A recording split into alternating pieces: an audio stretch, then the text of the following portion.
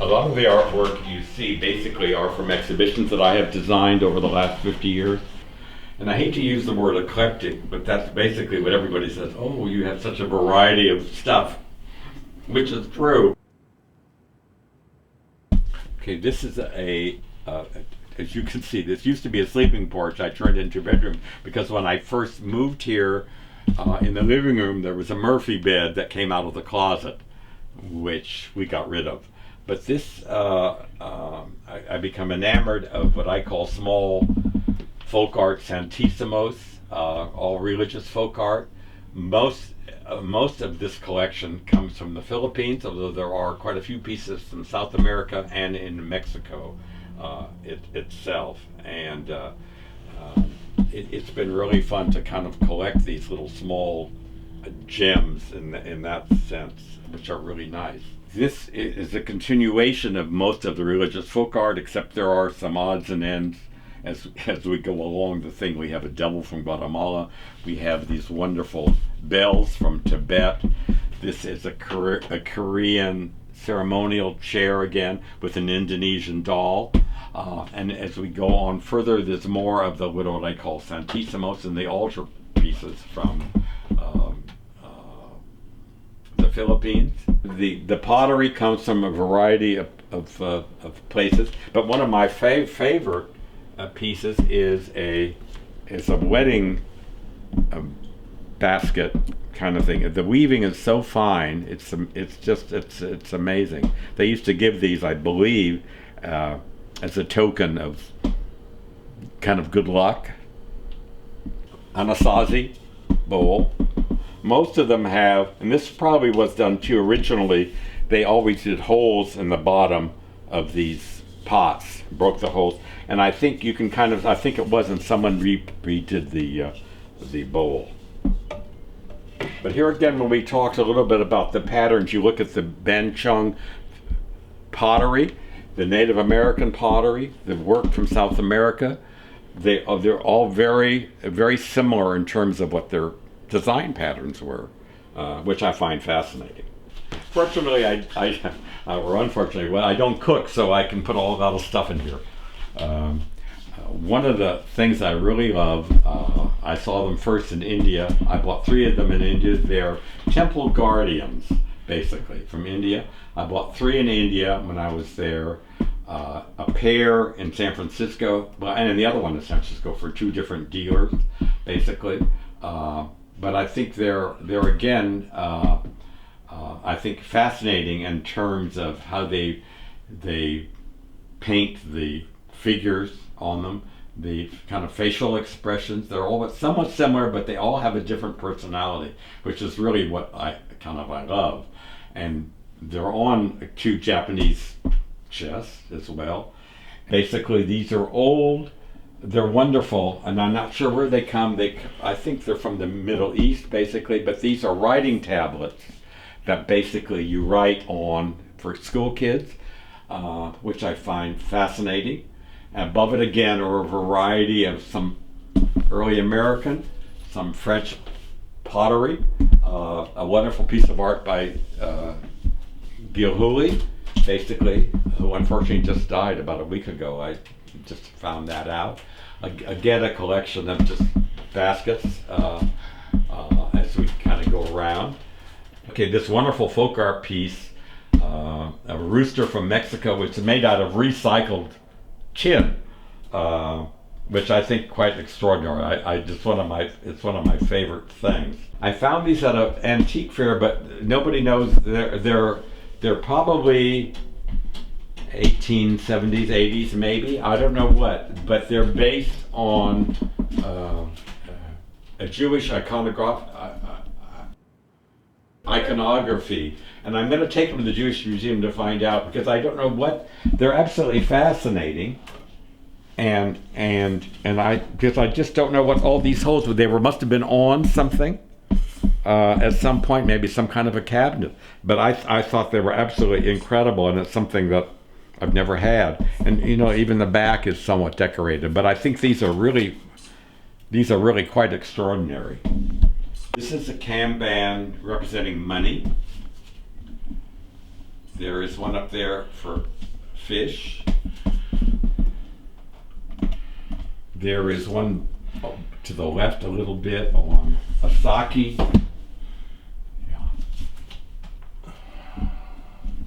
A sake, a side kanban.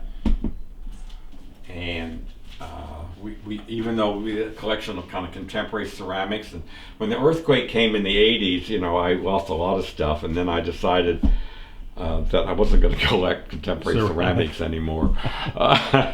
Switched to fiber. Here's another one of my favorite kanbans, basically for a carpenter's shop, which are really quite marvelous.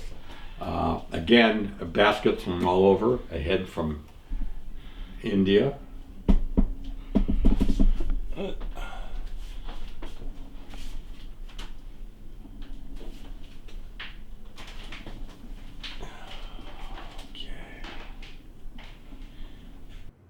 Just lots of things. I don't know, maybe we can concentrate on starting here kind of thing. It's a wonderful old Korean chest, a pot from Africa, a contemporary ceramic piece from an artist from Texas. Fancy is his name. And above it, a group of works by a tribe called the Yao, which was a tribe that moved around in East Asia. They were in China, in Vietnam, in Thailand, and Laos, and so forth. These were ceremonial masks made out of paper that the shamans wore over their heads, which is interesting. Next to the piece from Nepal is a temple guardian from Thailand. Underneath that is a Korean ceremonial chair, and on the chair are Japanese ceramic dolls. And as we kind of swing around, there's a mask from India, a Chinese lion. Next to the Chinese lion is a wonderful, it is like a banner almost, that this is 19th century from Sri Lanka, that the monks would parade around, a Korean basket. This is a wonderful altar from Tibet, which I filled with other kinds of things. It's really interesting. This is also Tibetan, and it's really interesting because if you can really look close, Frank, I don't know whether you can get, but there's skulls, which happens to be one of the design motifs that they use a lot in Tibet and in Nepal as well. But they're really kind of wonderful. I think they're incense, basically, containers. And there's a whole variety of things. There's a shaman's, almost like a crown, painted crown that is from Vietnam. They hold this wonderful little thing in Sri Lanka, this little Buddha. It's a little ivory Buddha on a painted plinth. Things from, this is a seal from Tunisia, basically, which is really kind of wonderful. And here again, this is one of the books from Ethiopia, which is really quite extraordinary. And then below it are trays full of, these are African and Thai cigarette or tobacco containers and so forth. A collection of tortoise, which is, you know, one of those materials that you're not supposed to have. But I've had these a long time, and most of them are antique. And as we kind of go around, we have all kinds of little things. This is a Korean box, basically.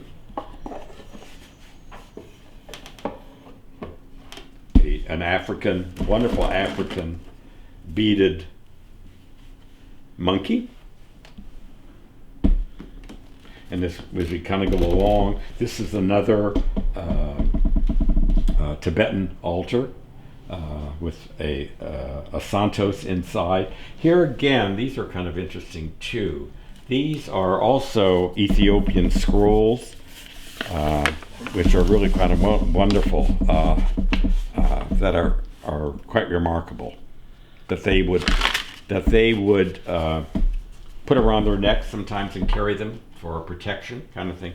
A Fu mask from China, a mask from Japan, and then we'll talk more about. I have a group of these. I have 5 of them actually. There's 2 here, and then there's 2 over in the corner.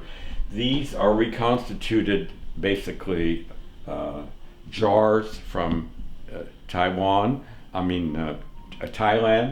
about 500 years old perhaps, and they were excavated and put back together and redone, so they're not national treasures in that sense, but I think they're absolutely fabulous. And it's also very interesting because the designs that they worked on these objects are basically similar to Native American, to other cultures from South America. It's that same kind of pattern.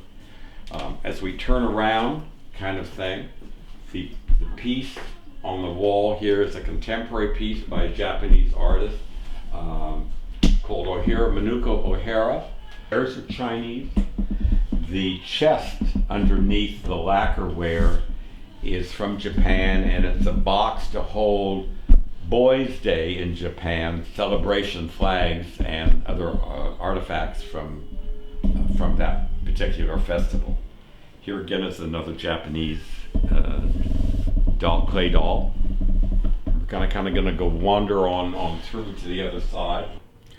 One of my favorite pieces, basically, is this watering trough from Burma, which I got in Thailand. But it's the most incredible thing. It's in the shape of a mermaid. And to think that there were 2 or 3 others when I got this one had a lion's head onto the thing. But it's amazing that they had these out into the fields in which the animals could. One of my other favorite things, I have lots of favorite things as you're beginning to realize, but this is a body mask. It's not really a mask, a body from India. In other words, it's in a processional, and you put this over your body and you walk that way with probably a mask or something on top, done in the processional. But I think it's just an amazing thing. That I have a few things. That there's the lion in the other room is another one of those. That's not a body mask, but that would go to the same procession that you have for a holiday. And behind it is a chest, Japanese chest from the Edo period, which would hold the samurai helmets. And on top of it is a folk art religious piece from India.